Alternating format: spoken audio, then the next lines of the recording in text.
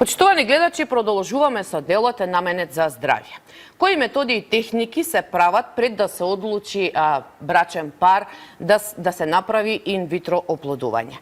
За тоа денеска ќе разговараме со мојот гостин, професор доктор Глигор Димитров, специјалист акушер кој што од пред 3 месеци работи во Аџибадем Систина. Доктор Димитров, добре дојдовте во магазин Здравје. Благодарам, добро е нашол. Поздрав до гледачите. Пред да преминеме, кои се тие постапки, кои се тие техники или кои што ги правите пред да се донесе одлуката за инвитро, може ли накратко да ми направите една паралела почетоците на инвитро, кога успешноста беше многу мала и сега после децени, после колку ќе му дојде 15 години? Па добро, инвитро во Македонија се работи, односно првите резултати веќе беа некаде на почетокот на овој милениум на овој век, значи веќе 22 години како инвитро успешно се Добро работи. кажав, значи повеќе од 2 децени. Да, во Македонија. Ја имав таа среќа да кажеме да работам со асистирана репродукција, не само инвитро, него и другите оперативни методи и другите класични конзервативни методи. Уште во времето кога во Македонија немаше инвитро. И тогаш сите ние кои што работевме со репродукција се трудевме што се вика да најдеме игла во пласцено, само да им помогнеме нашиве пациенти, пошто инвитрото тогаш беше постапка која што се работеше надвор од државата, многу трошоци, доста време не се покрива од Фондот за здравствено осигурување. Така, за среќа со почетокот, значи од 2000-те, почетокот на 2000-те години наваму, настана еден бум како во светот, така и кај нас. И сега, инвитрото е сега од таа перспектива, знаете како сега како да сме во сосема други услови, многу блиску до развојот на инвитрото и на асистираната репродукција во Европа и во светот. Успешноста е многу поголема, техниките се различни, како за припремата на инвитро усовршени, така и од аспект на самата процедура на инвитро. Тимска работа представува, вклучени се многу специјалисти, суспецијалисти, почнувајќи од уролози за машкиот фактор, преку ембриолози, генетичари, молекуларни биолози. Ние гинеколозите сме фронтмените, што би се рекло, кај кои што идат пациенти и должни сме да вршиме добра селекција на тие пациенти, како би можеле понатаму на било кој начин, дали со класичните традиционални методи, дали со оперативни методи, дали на крајот со инвитро, дојдеме до саканиот. Да, сега ќе зборуваме за тие методи кои што се пред инвитро оплодувањето, меѓутоа претходно да ги повикам и нашите гледачи дека може да се јават во живо и да постават прашање до нашиот денешен гостин професор доктор Димитров.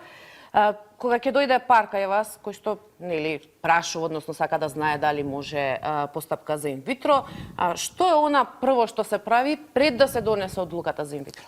Знаете како секој пар треба индивидуално да го процените, имајќи го прво и основно на умот, она што е клучно во прогнозата на лекувањето на неплодноста, тоа е прво возраста на женскиот партнер. Неправедно е, често велам, неправедно е, но така е, возраста на машкиот партнер влие, меѓутоа многу помалку отколку возраста на женскиот партнер. Пред сето и биолошки часовник, секогаш ги кажувам тие граници 35, 38, 40 и 42 години, на кои што треба да се води смет. Тоа се физиолошки граници. За несреќа се среќаваме денеска и со многу полоши случаи, што значи предвремено откажување на јајчниците, многу мали резерви за да кажем на оваријални јајчни. Тоа сакате да кажете кај многу помлади од овие? Да, точно. Кај многу помлади не се знаат точно факторите за тоа што произведува, веројатно е начинот на живот, фактори на средина, некој пати и генетски фактори. Знаете како денешните жени се одлучуваат за пород во главном после 30-та година. Нашите баби и прабаби до 30 години имале сигурно по 5-6 деца. Сега тука спаѓаат и многу неуспешни бременности, кои што на некој начин не водат и у терапијата овакво во денешно време. Меѓутоа, факт е дека границата е повишена, померена, така да биолошкиот часовник почнува да отчукува сака ли ние или не. Кои постапки им се на располагање на паровите пред нели да се Знаете како еден како може, дел... дали може да биде излекувана неплодноста? Секако, денешно време не се употребува и по Светска здравствена организација не се употребува терминот стерилитет. ние на времето кога почнуваме, кога учевме, кога работиме, стерилитет, заради тоа што тоа имплицира дефинитивна диагноза. Стерилитет денеска практички нема, секој случај на некој начин излечи. Дури и жените кои што немаат матка, можат по пат на сурогатство со сопствени јајцеклетки, односно ембриони, да имаат пород. Дури и жените кои што немаат јајцеклетки или мажите кои што немаат сперматозоиди можат по пат на донација да добијат пород. Заради тоа има убав термин македонски наш, неплодност збориме, и тоа не е дефинитивен термин, затоа користиме терминот неплодност, а инфертилитет или инфертилити е англискиот збор. Сега, добар дел од брачните од двојките доаѓаат кај нас со одредени базични испитувања. Ние сме должни на основа на тие базични испитувања да направиме некој план, некоја стратегија која што ќе биде динамична и која што ќе биде временски лимитирана, за да не си го губат времето, зависно од возраста, да кажам, нивна, особено на женскиот партнер. И онамо кај што има, да кажам, апсолутни индикации, со претходни додатни проверки, инвазивни или неинвазивни, можеме да ги спроведеме директно на инвитро. Сега да кажем, тие се обично кога нема сперматозоиди кај мажот или која е особено слаб машкиот фактор.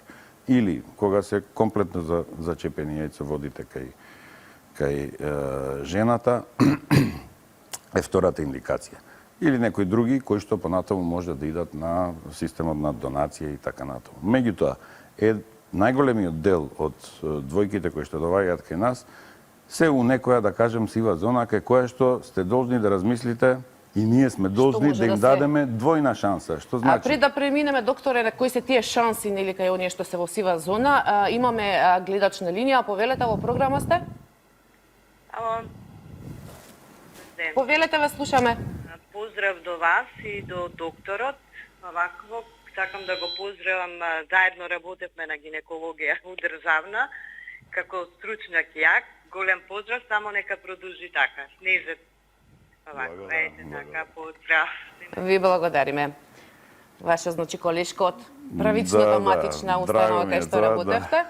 Сега, значи, да продолжиме, кога веќе, како што споменавте, се во сива зона, не се ни ваму, не се ни таму. Кои се тие опции што може да им ги понудите или да бидат направени? Сега тоа, тука запрев, ние сме должни во суштина да размислиме дали можеме, и јас секогаш така размислувам, да им дадеме двојна шанса. Значи, и за природна концепција, па ако не бива така, понатаму да преидеме и на инвитро фертилизација. Од тој аспект многу помага, да кажеме, прво ендоскопските методи. Класичните методи, хистеросалпингографија, снимањето на рентген, на каналите и така натаму, се иницијални методи за проценка, меѓутоа не се 100%. Ономо кај што треба да направиме морфолошка проценка се ендоскопските методи, хистероскопијата и лапароскопијата. Добар дел од тие пациенти може да имаат, кога збориме за хистероскопија, интраутерина патологија. Дали е тоа преграда, дали е тоа полип, дали е тоа миом кој што расте внатре, и кога се исполнети овие критериуми за неплодност, да кажеме другите фактори, машкиот мислам се некаде во ред, зошто да не се проба на тој начин ендоскопски велам, да се отстрани таа патологија, да се даде понатаму време за природна концепција и на тој начин таа двојка да има резултат и пред да дојде до инвитро. Ке спомнам, доста често се ги правиме овие, да кажем, хистероскопски методи, како што само едно краткотрајна постапка, еднодневна, како што само вадење еден полип или еден миом, понатаму резултира со резултат. Од друга страна, кога збориме за каналите, за јајцеводите, лапароскопијата е многу важна. Можно е лапароскопски да процените, а јас да кажеме, со тоа доста долго се бавев во ерата пред инвитро, проценка на јајцеводите, онома кај што има некоја патологија и која што е исправлива, може да имате резултат, ако се другите фактори вредат, може да имате резултат само со една операција лапароскопска.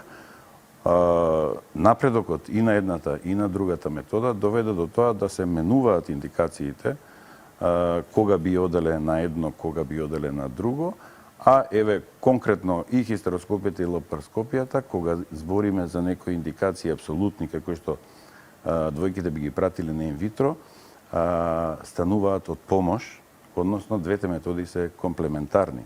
Со други зборови, и да оди двојката на инвитро, ако пациентката има проширени јајцеводи, запушени јајцеводи, парадоксално, меѓутоа така е, треба да им се прекинат јајцеводите или дури да се извадат, како би имале поголем успех со постапката на инвитро. Тука е комплементарноста, да кажеме. Доктор Димитров, сте имале вакви успешни приказни каде што на пациентки со хистероскопија, со лапароскопија, од која им е била направена, по природен пат да добили? Како не, тоа, да кажем, долготрајно се размислувало, да кажем, дали би било рутински да се прават ваквите методи пред да се преиде на инвитро и во еден добар процент, а особено кога се работи за патологија на јајцеводија, тие помагаат. Велам, тогаш е, како да кажем, пациентката во анестезија, партнерот е тука, меѓутоа треба да остават на доверба на докторот кој што работи, дали ќе оди во правец на корекција на каналите со цел природно забременување или ќе ги отстрани или ќе ги, да кажам, артифицијално запуши, како би имале повеќе успех на инвитро. Со тек на годините се стекнува искуство и кога веќе работите таква репродуктивна хирургија, во најголем процент на случаевите знаете дали таквите канали се за инвитро или пак може да оставите шанса за природно. Меѓутоа постои можности да нема успех по природен пат, иако бидат направени овие постапки, така? Секако. Постои можности, тоа треба добро да им се објасни на пациентите. Тука влијание имаат и годините многу. Се разбира дека веројатно би оделена инвитро со претходна, да кажем, оклузија на каналите на јајцеводите, ако пациентките има 35, 36, 37 години. Меѓутоа да има 25, 26, другите фактори се во ред, а патологијата е минорна, во тој случај ендоскопијата, лапароскопијата конкретно. Тоа сакав и да ве потпрашам, поправа бидејќи многу. уште на самиот почеток ја споменавте возраста, значи кај пациентка на 37 на 38 има можност да се прават вакви прво постапки пред нели да се оди на инвитро? Значи тоа е стварна проценка на ова. Многу зависи од другите фактори. Велам, двојната шанса за мене е најдобра. Меѓутоа све зависи од случајот. Затоа векам индивидуална проценка, тоа значи индивидуална проценка и во тек на самата операција. Зошто да не? Воколку се работи за минорна исправлива патологија. Било да е тоа на јајцеводите, било да е тоа на матката, ако употребувате хистероскопија и така. Има цел низ на нијанси кои што може да решат во тек на интервенцијата како би размислувале за понатаму. Многу е важно да разговарате, да им објасните. Денешно време можам да кажам дека двојките се доста добро едуцирани, добар дел од нив. Знаете како на времето беше пред 20 и повеќе години сосем различно. Треба да објасните на пациентка зошто ги вадите јајцеводите и ја праќате на инвитро. За да со тек на времето дојдат и кажат благодарам што ми ги извадите јајцеводите, сега сум јас трудна од инвитро. Парадоксално, меѓутоа така е. А во еден добар дел, сега точно и знаеме ние што се бавиме со таква патологија, каде може да помогнете за природна концепција, природно забременување, каде може да помогнете пак за инвитро. Тука е таа комплементарност на методи. Да им дадеме предност и на нашите гледачи, повелете во програмата. Ве молам, до докторот сакам имам едно прашање. Повелете. Ако од странство имаш клетки замрзнато, а 43 години си, дали има можност да биде тука? Мислите дека ги чувате вие во странство во друга земја, дали може тука да биде направена постапката? Да. Така. Мислам дека може, меѓутоа би требало да се обрати до нашата служба што е на инвитро, кои што работат со тоа. Конкретно имаме конкретни луѓе кои што се одговорни за тоа, кои што ќе контактираат директно со таму, треба да се потпише согласност таму во центарот за транспорт. Да, ние и овде имаме такви банки за чување, меѓутоа Не, банка во Македонија нема класична. Тоа по закон би требало да има, меѓутоа нема банка во Македонија. Делумно е тоа добро, делумно е лошо, што би се рекло. Знаете како, ако се сведеме само на банки на наши, да кажем, државјани, тоа со тек на времето може да доведе до консангвинитет. Да, во секој случај треба да праша, да. Донација правиме, секој случај треба да се праша. Знаете, ние увезуваме јајцеклетки од странство, ембриони, сперматозоиди и така натаму. Не гледам дека би било посебен проблем да се пренесат тука. Се пренесуваат од една институција во друга, во смрзнато. Се надам дека гледачката ќе го слушна одговорот и ќе се обрати до институцијата. Имаме гледач на линија, повелете во програма сте? Добар ден, повелете. Сакам само да го поздравам докторот. Јас бев пациентка во Систина. Успешно ја извршивме постапката и посакувам на сите жени, девојки кои сакаат. Треба само да се упорни и секогаш ќе успеат. Тоа го сторив на 42 години, сега веќе син ми е 11 години. Им благодарам на докторите и на успешниот тим. Посебен поздрав до докторот и до мојот доктор Поповиќ. Јас ви благодарам за јавањето и еве за ова успешна приказна, успешна... за убави изборови, секогаш ни е драго да чуеме такви успешни приказни. Знаете како... Вели нашата гледачка, сите треба да бидат упорни. Тешко им е на пациентите. Не ни е лесно ни нас. На добар дел на пациентите секој циклус треба да им соопштите дека постапката не е успешна. Не е инвитрото 100% успешно, ниту пак овакво другите методи и затоа е убаво кој ќе чуете вакви. Така. Доктор Димитров, во едни од тие контраиндикации или зошто имаме неплодност, еве него користам зборот стерилитет, споменавте и миоми. Колку тие навистина може да бидат сериозен ризик фактор да не може жената да остане бремена по природен пат? Видите, тоа е се уште контроверзна, да кажем, тема во светски кругови. Постојат некои гајдлайнси, што би се рекло, како би постапувале. Така е, секогаш зборувам прво и основно, и да постојат миоми, треба најпрво да се исполнат критериумите за неплодност. Тоа значи најмалку 1 година обидување и неуспех. Понатаму треба да се процени дали тие би можеле, миомите многу ретко причинуваат неплодност. Тие обично може да... Се пропратени со други. Обично може да направат патолошка бременост. Значи рани спонтани, доцни спонтани абортуси, предвремено раѓање и така натаму. Само мал дел од нив може да се мисли дека може да причина неплодност. Меѓутоа, по друга страна, добрата пракса ни кажува дека онамо кај што ќе се одлучите да правите, да ги извадите миомите, еден дел од пациентките полесно стануваат понатаму бремени. Меѓутоа, секоја операција, и затоа велам треба добра консултација, секоја операција на миоми или било која друга од аспект на репродукција, треба добро да се размисли кога ќе се прави, заради тоа што треба прво да се има доказ дека тој репродуктивен апарат конкретно не работи, па да се одлучите да вадите миоми. И второ, да се направи многу екзактно, заради тоа што не тука, било каде да се оперира, може соодветни последици од аспект на репродукција да има. Заради тоа, овие гајдланси и заради тоа индивидуално советување, например, оние миоми кои што се не зависи толку од големината, повеќе зависи од нивната позиција, кои што деформираат чуплината на матката, се мисли дека треба да се извадат, заради тоа што и да остане пациентката бремена, понатаму ќе има проблеми. Број 1. Второ, да кажеме, оние кои што се локализирани внатре во матката, тие секако треба на прво да се извадат, заради тоа што може да пречат и за бременување. Така да велам индивидуална консултација и многу пазење при оперирање како на миомите, нешто слично и со ендометриоза, да кажем.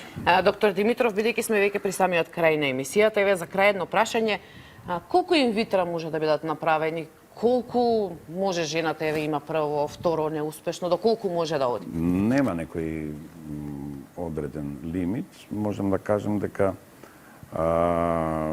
вкупно не можам да кажам точно бројот вкупен, меѓутоа во светот се рачуна статистички на некои 4 инвитра со стимулација, да кажем. Голем напредок донесе во последно време смрзнувањето на ембриони, кое што и на яйцеклетки, и на сперматозоиди, и на ембриони, кое што значително ги покачи условите успехот од една страна, од друга страна пак не се подложуваат тие пациентки на, да кажем, повторени стимулации со инекции и така натаму и така натаму. Така да, воколку ги комбинирате двете методи стимулација со смрзнување онаму каде што може, успехот се рачуна на 4 до 5 циклуса. И тој е висок. Кумулативниот е некаде над 70%, 80%, така нешто. Меѓутоа, пак велам, индивидуална проценка е друго. На времето праве, кажем, пред 7-8 години, американците на огромна студија, тие зборуваа дека и се да е во ред, потребни се 12 јајцеклетки од жената за да однесете едно бебе дома. Значи, не зборувам да спекна овако. Значи, не е совршена методата, меѓутоа е огромен напредок од сите аспекти како би можело да се помогне. Знаете, моите генерации и предходно, тогаш беше посвојување. И денеска е тоа опцијата. Меѓутоа, имаме и вакви опции. На крајот на краиштата, на двојката е да одлучи што е за нив најдобро. Так. Доктор Димитров, јас ви благодарам што беше наш денешен гостин, што ги споделивте овие искуства и како што каже една наша гледачка, да, инвитрото не е 100%, не дава, меѓутоа не треба разочарување, треба упорно, затоа што постојат многу други техники кои што може на крај да резултираат со потомство. Да, благодарам. Благодарам на поканата. Во следна прилика ќе разговараме и за други вакви убави теми од вашата област, кога ќе бидете повторно наш гостин во магазин Здравје. Благодарам. Она што сега следува е блокот реклами, па се враќаме во студио.